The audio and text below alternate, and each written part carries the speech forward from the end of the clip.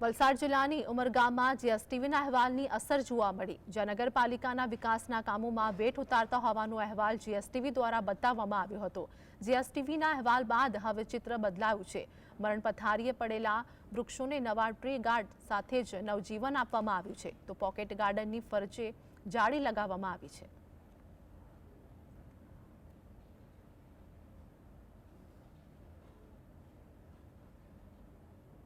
જિલ્લાની ઉમરગામ નગરપાલિકાનો અહેવાલ જીએસટી દ્વારા બતાવવામાં આવ્યો હતો। જે પોકેટ ગાર્ડન છે અને જે અહીં કેટલાક ઝાડો માટે ટ્રી ગાર્ડ લગાવવામાં છે એ છે તે રઝળતા જોવા મળ્યા હતા। પાલિકાના અંધડ વહીવટના જે એક અહેવાલ બાદ જે છે હવે જે કેટલાક ઝાડો છે એમને નવજીવન મળ્યું છે, નવા ટ્રી ગાર્ડ લાગી ગયા છે, પોકેટ ગાર્ડનની આજુબાજુમાં જાળીઓ લાગી ગઈ છે।